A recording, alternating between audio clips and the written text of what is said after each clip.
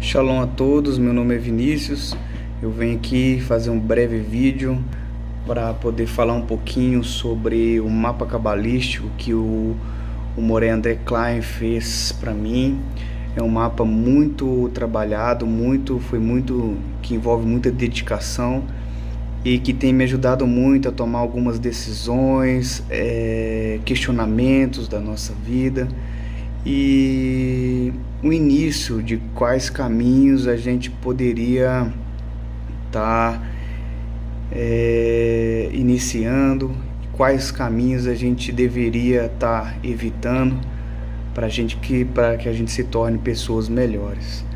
Eu venho aqui rapidamente só notificar as pessoas que quiserem estar se juntando a ele para poder fazer esse tipo de mapa para conhecimento próprio mesmo.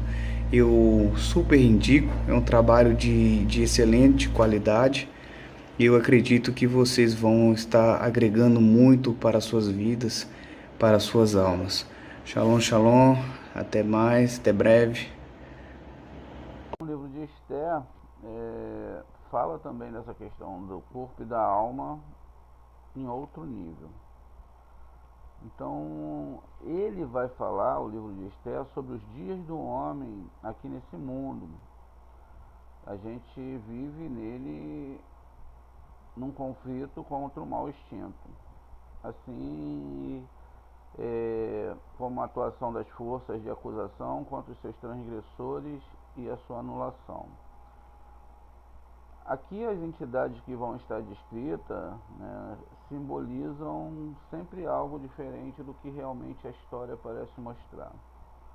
Quando falamos do rei, nós falamos exatamente do eterno, ou seja, nós temos o título de rei, mas não temos logo após o nome próprio do rei Assuero. Então, nesse momento, nós sabemos que está se falando do eterno. Quando segue a palavra o rei e depois a palavra Assuero, está se falando do mal instinto, ou seja, o desejo que seduz a pessoa para cometer transgressões.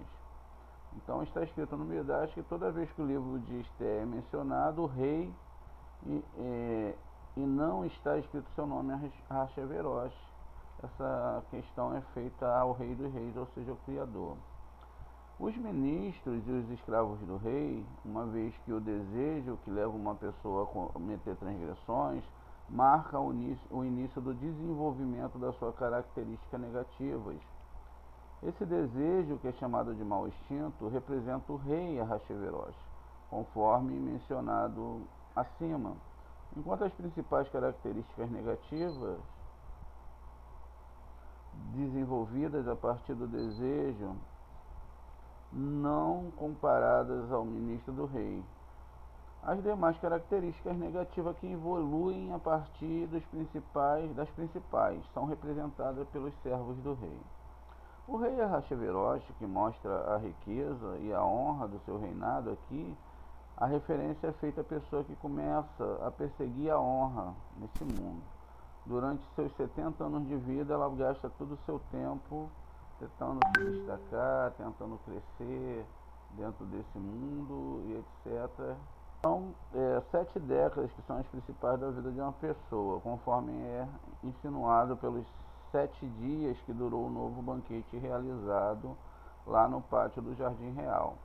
Após este tempo, a pessoa parte desse mundo, enquanto a sua alma vai para o mundo espiritual. Cada alma terá seu lugar adequado, dependendo da maneira como a pessoa se comportou durante a sua vida nesse mundo.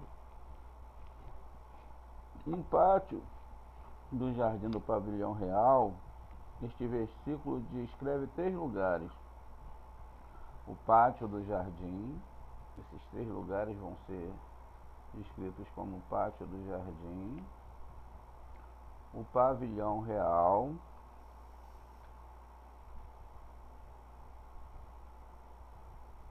o pátio e o pavilhão real, o jardim e o pavilhão real fazem referência a compartimento da existência no mundo espiritual. para onde as almas partirão. Um grupo de almas poderá entrar na parte mais íntima, que é o jardim, representado aqui pela cor verde. Então uma parte vai vir aqui para o jardim, que é representado por essa cor verde, que muitas vezes a gente chama de Gan Eden. E dentro disso, né, ali eles poderão usufruir dos méritos conquistados em virtude de seus atos na vida.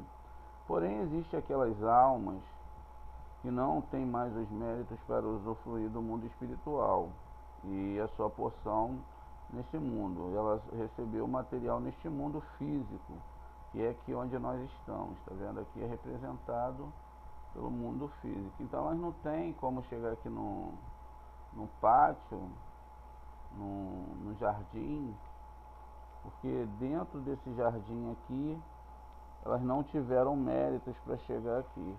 Elas gastaram tudo o que elas tinham dentro da busca aqui nesse mundo e se empenharam muito nessa questão. Então as pessoas que estão no pátio, que são essa parte aqui do nosso mundo, elas tiveram tudo aqui, então elas não têm o porquê reclamar. Vai chegar do outro lado, elas tiveram todos os benefícios aqui e vai ser perguntado para ela: olha, você já gastou sua vida toda esquecendo das suas responsabilidades espiritual. Você nasceu para estudar a Torá, porque a verdade da Torá é essa, que a pessoa nasceu para estudar a Torá, mas as pessoas trocam os polos. Elas se dedicam todas a ter uma boa vida nesse mundo e se esquecem do mundo espiritual. E aí, com isso, a pessoa foi criada nesse mundo para se comportar de tal modo que a alma poderá depois receber a sua porção no mundo vindouro, como consta no livro do Zohar.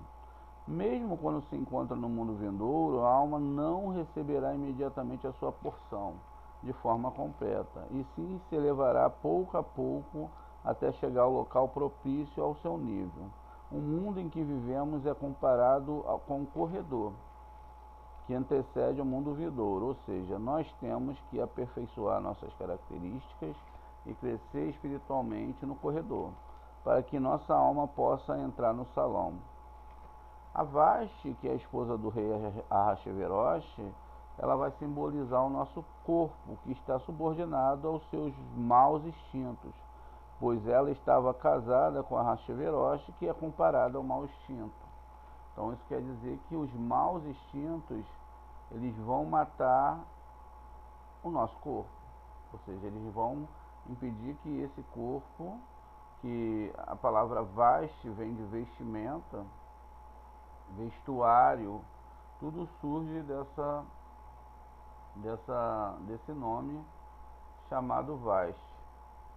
Então veja, a gente lembra aqui a questão do vestuário, por isso o nome Vashti, e que tem a ver com essa questão do corpo que veste a alma.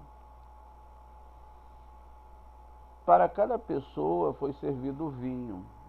A gente sabe que a Torá, ela é comparada ao vinho, aos segredos da Torá. Então toda vez que a gente tem que esse vinho da Torá é dado, ela é dado para todos os povos, e as pessoas vão entender o eterno segundo aquilo que eles desejam, ou a sua cultura vai estar desenhando o eterno. Isso significa que se as pessoas não estudam a Torá dentro de um nível adequado, e principalmente com o povo de Israel, ou pessoas sábias do povo de Israel, essa pessoa ela vai ter mais informações sobre a Torá, e ao invés às vezes de chegar nos seus níveis maiores, o que vai acontecer com a pessoa? A pessoa vai usar a Torá como um sistema de bênçãos. Então ela vai para a Torá com um interesse de que ela está servindo a Deus e que ela agora ela tem que ter as questões ser abençoada, ela ser ter tudo o que ela precisa, quando na verdade não é assim que funciona. Não é disso que a Torá está falando. Deus, ele não é o nosso servo. Ele colocou a gente aqui para uma missão. E dentro dessa missão que ele colocou a gente, o que que acontece? A gente tem que ultrapassar exatamente essa barreira que nos impede de chegar a Shem, que é o nosso ego. E com isso, então a gente vai vendo que toda a história da Torá está falando justamente dessa questão entre o corpo e a alma, a passagem ou não,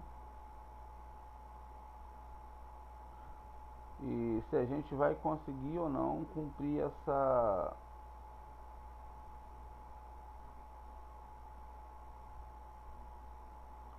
missão. Qual é a missão? É modificar a nossa internalidade. Então, essa internalidade que nos impede de chegar a Shem. Para cada pessoa foi servido esse vinho, como eu falei, esse vinho é a Torá,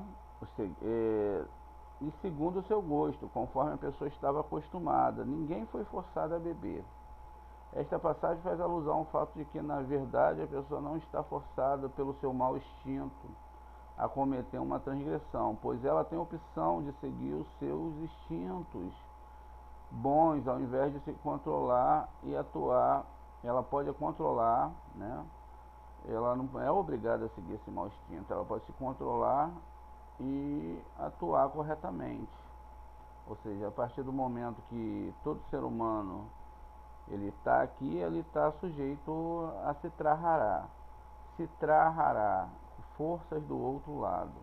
Então tudo que vem do lado negativo.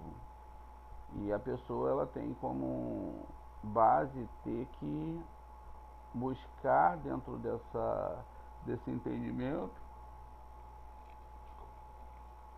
vencer esse Yetzirará. Qual é Yetzirará? Vamos colocar.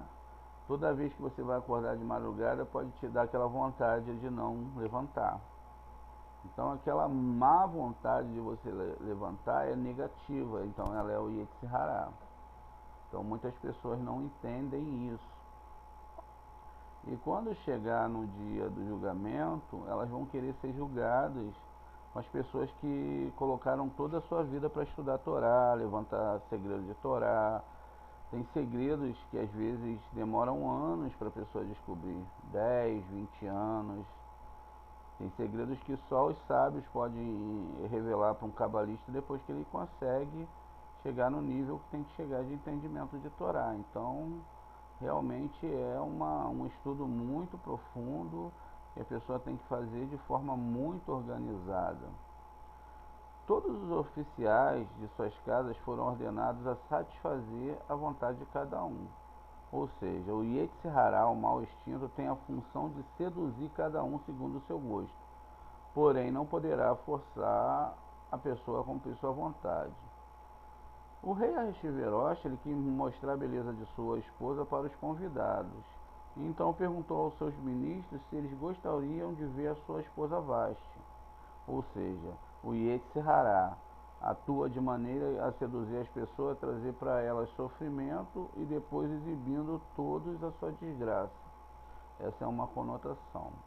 Os ministros responderam que sim, porém com a condição de que ela comparecesse sem roupa.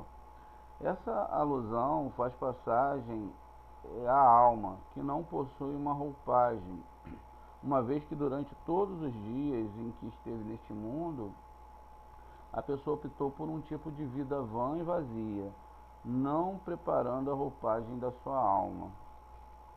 Dessa forma, Vashti foi ordenada a comparecer perante o rei segundo as exigências dos ministros.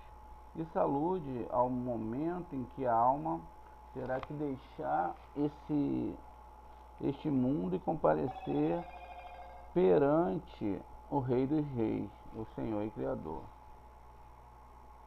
Se você não conseguiu estudar a Torá, se você não criou uma roupagem para sua alma, ou seja, você não fez belas roupas para sua alma com as letras da Torá, com o estudo da Torá, Então você não tem uma roupagem dentro de você, você tem você está nu de Torá.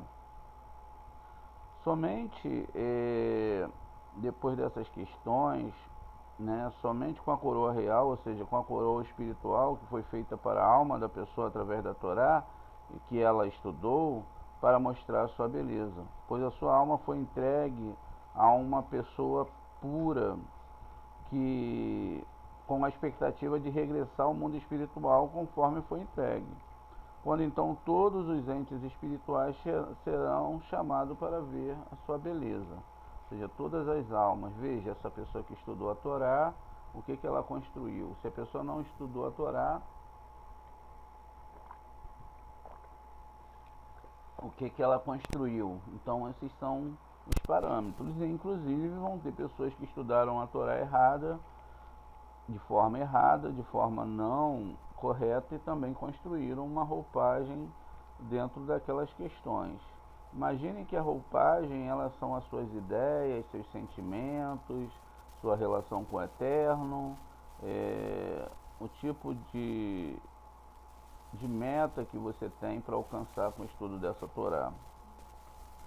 Então, o que acontece disso? Vashti se negou a comparecer segundo foi ordenada pelo rei através de seus súditos. Essa passagem faz alusão ao fato de que mesmo quando chega o momento da pessoa que viveu de forma errônea deixar este mundo, o rei dos reis já ter mandado seus agentes trazer sua alma de regresso, essa pessoa não acredita que deixará este mundo e pensa que continuará a viver. Portanto, ela não concorda em se arrepender das transgressões que cometeu em sua vida neste mundo. Desse modo, o versículo continua: e o rei ficou muito irado. Qualquer transgressão cometida por uma pessoa causa um dano na sua alma, como consta no livro do Zohar, que cada transgressão é como uma lepra para a alma.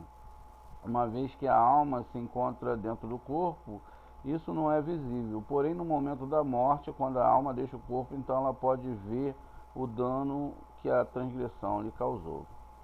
Então o rei consultou os sábios que entendiam dos tempos. A passagem faz uma alusão aos agentes responsáveis por calcular o que a pessoa fez nos dias da sua vida, ou seja, calcular os atos da pessoa de forma qualitativa, pois embora o Criador pudesse calcular tudo sozinho, ele preferiu criar um juízo para ficar claro para todos a grande justiça e a verdade da sua atuação, como está indicado no versículo, pois assim são feitos os temas do rei. Tudo é anotado nos livros, tudo é feito de uma forma muito organizada. Para saber o que fazer com Vashti, por ela não ter cumprido com as ordens do rei. No momento da morte, até o próprio Yetzirará e os seus instintos fala para a pessoa se arrepender da sua transgressão. Porém, essa pessoa, em que toda a sua vida se acostumou em viver de forma errônea, já não quer mais se arrepender. E aí chega o Menuham. Menuham é uma alusão ao agente encarregado de retirar a alma da pessoa deste mundo, como está escrito. Menuham dos ministros aconselhou ao rei para decretar a pena de morte para Vashti. De fato, a força que seduz a pessoa a cometer transgressões, o Yetzirará, representado pelo rei Ahasverosh, é a mesma força que acusa a pessoa, que nós conhecemos como Satã, representado por Ramã. Nesse caso, Ramã é o próprio Satã. E estas mesmas forças também é encarregada de tirá-lo deste mundo, Malá Hamavet, entidade espiritual responsável pela morte, representado pelo Menuham, que é o agente do rei. E disse Menuham: agora que chegou o momento da pessoa partir, o agente responsável para retirar a alma deste mundo entra em ação. O argumento que Vashti não pecou somente para o rei, e sim para todos os ministros e os povos que estão sob o domínio do rei Ahasverosh, aludindo que, na verdade, essa pessoa não pecou somente para Hashem, e sim para todas as demais pessoas que estão subordinadas a seus maus instintos, pois servirá de exemplo para todas as mulheres que desprezaram os seus maridos, ou seja, as demais pessoas que continuaram em vida seguindo seus maus instintos. vão argumentar que mesmo no momento da morte, quando inclusive o mau instinto da pessoa fala para ela se arrepender, a sua forma errônea de viver, mesmo assim a pessoa não quis escutá-la. Assim como muito mais razão, porque nós que não estamos nos momentos da morte, vamos nos arrepender de nosso modo de viver? Deixa eu repetir assim, aqui. Assim como muito mais razão, porque não estamos no momento da morte, vamos nos arrepender do nosso medo de viver? É uma pergunta. Esta pessoa serviu de mau exemplo para as demais pessoas e dessa forma é considerada que seus pecados não foram somente para Shem, pois ela pecou para os seus semelhantes. Portanto, seria correto escolher uma outra mulher, melhor que Vashti, para ocupar o seu lugar. Esta alma receberá um novo corpo, mais adequado para cumprir com a sua missão em outra encarnação. Depois desses acontecimentos, quando o furor do rei foi apaziguado, agora após o período de decomposição do corpo da pessoa, a força de acusação se acalma, como consta no livro do Zohar. Então falaram os jovens serventes do rei para que trouxesse as moças de boa aparência. Prenderam um bom corpo para esta alma, onde ela poderá superar e controlar os seus maus instintos. Mordecai, ele faz uma alusão à alma, nesse caso, ele é a própria alma. Esther faz uma alusão ao corpo, que segue os conselhos da alma para atuar corretamente e não escutar os conselhos do mau instinto. Em Shurã vivia um homem chamado Mordecai, que criava em sua casa a Esther. Essa passagem faz uma alusão à alma que criou e desenvolveu o corpo para atuar segundo a sua orientação e não se deixar seduzir pelo seu mau instinto para cometer transgressões. Esther era muito bela e após a morte de seu pai e de sua mãe, o seu pai e sua mãe representam este mundo em que vivemos. E após a morte deles, ou seja, quando a pessoa atinge a consciência que na verdade este mundo é passageiro e serve como cenário para um propósito mais elevado que perdurará também em sua vida.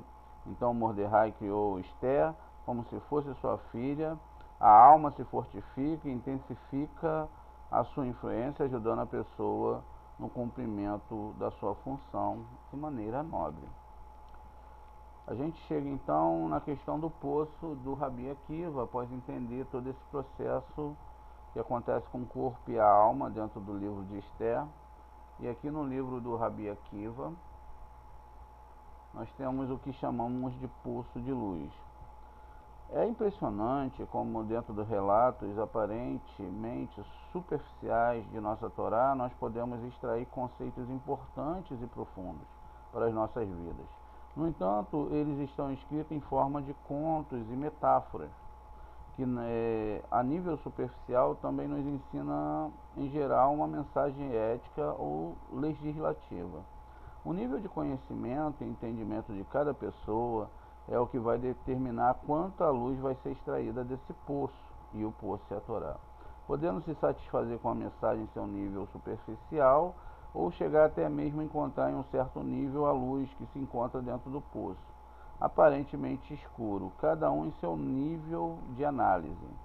No capítulo, tentaremos entender de forma um pouco mais profunda as mensagens que se encontram dentro de certas passagens do Talmud e desfrutar um pouco desta incrível luz que está em potencial brilhando para quem quiser se aprofundar mais nesse incrível poço de luz.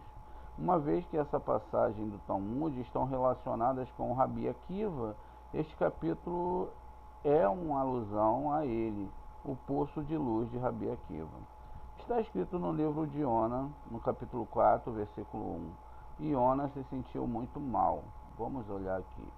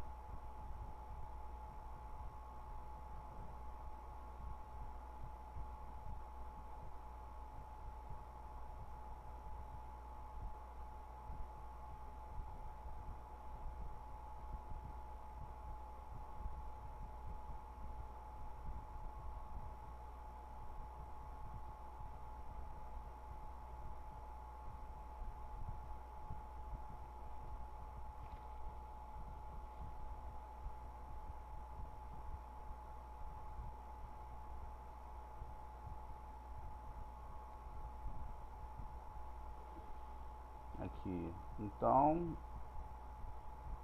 vai Ra, El, Yona, Ra, Gedolá, vai Ra-lo.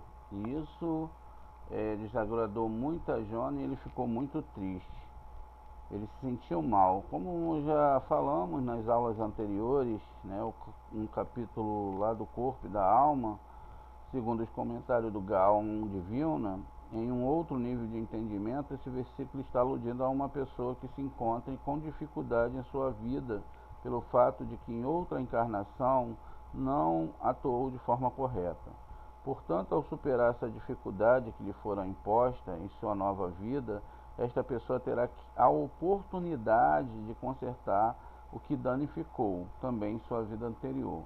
Quanto maior for a dificuldade, maior será o esforço exigido para superá-la, e portanto o conserto alcançado também será maior, pois o mérito de cada ato será proporcional ao esforço exigido em sua realização. O Rabi Gamaliel, sábio que viveu há cerca de 2000 anos atrás, nos relata que uma vez estava viajando em um barco e viu outro barco se romper e naufragar. Sentiu muita dor, em especial pela vida do grande sábio Rabi Akiva, que se encontrava naquele barco. Ramban Gamaliel, após ter chegado de viagem, surpreendeu-se ao ver o Rabi Akiva chegar e se ocupar com o estudo da Torá em sua frente. Ramban Gamaliel, impressionado, perguntou a Rabi Akiva: quem te salvou? Rabi Akiva respondeu: uma tauba que se soltou do barco apareceu perante mim. Então Rabi Akiva se agarrou a esta tábua.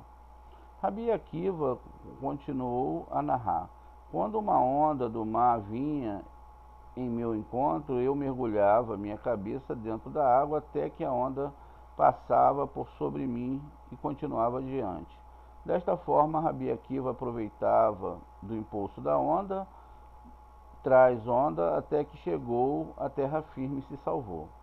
Deste episódio, concluíram nossos sábios que uma pessoa não pode ser considerada morta até ter desaparecido no mar.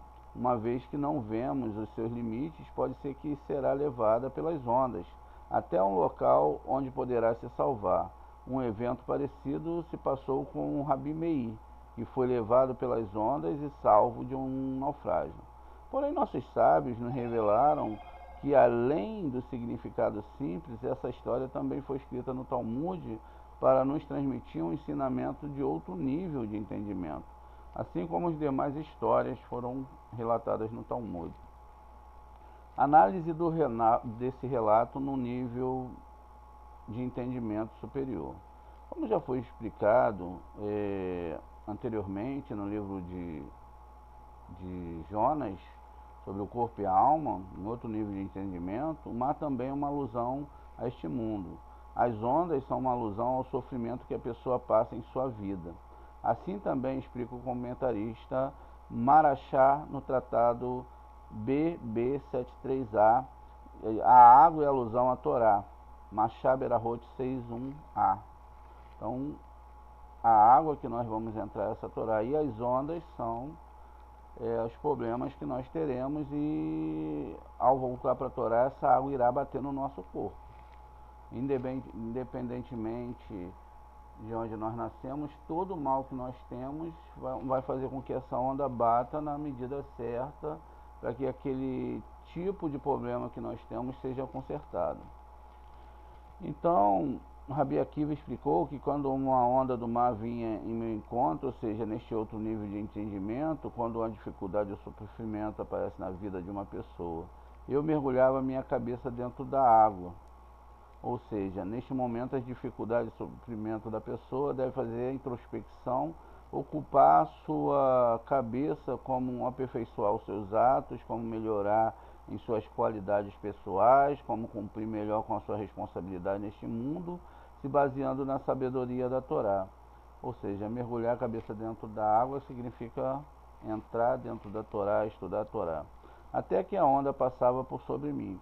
Desta forma, Rabi Akiva aproveitava do impulso da onda, atrás onda, até que chegou à terra firme e se salvou. Ou seja, no caso nós atuamos dessa maneira, no momento de dificuldade, nós vamos estar crescendo como pessoa, as dificuldades vão passar por nossas vidas e ao superá-las nós estaremos usando do impulso, deixando para o crescimento espiritual, estaremos conquistando novos níveis de formação pessoal e o nosso aprimoramento pessoal, e assim o impulso traz impulso. Em uma nova análise, podemos concluir que, na verdade, tanto o mar quanto as ondas são formados de água, ou seja, na realidade, nossas vidas e as dificuldades ou os sofrimentos que passamos fazem parte de um grande cenário no qual o único objetivo é nos dar as condições necessárias para que possamos alcançar um nível de pessoas que nos foi dado o potencial de ser. O Rabi Akiva passou por várias dificuldades em sua vida. Somente com 40 anos começou a se dedicar para o estudo da Torá. Com muita dificuldade passou pela destruição do segundo templo, a destruição da grande cidade de Beitar, passou por duros decretos, inclusive foi aprisionado. A última e maior onda que passou pela vida do Rabi Akiva foi o momento da sua sofrida morte. Porém, mesmo nesse momento, ele não quis perder a oportunidade de aproveitar do grande impulso que lhe proporcionaria neste momento.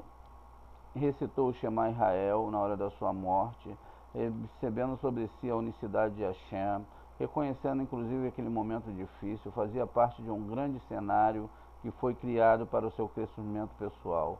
O Talmud Berahot 61b termina este relato exclamando: feliz é o Rabi Akiva, que sua alma saiu enquanto recebia a unicidade de Hashem, inclusive naquele momento tão difícil. Feliz é você, Rabi Akiva, que está convidado a entrar diretamente no Olam Rabá.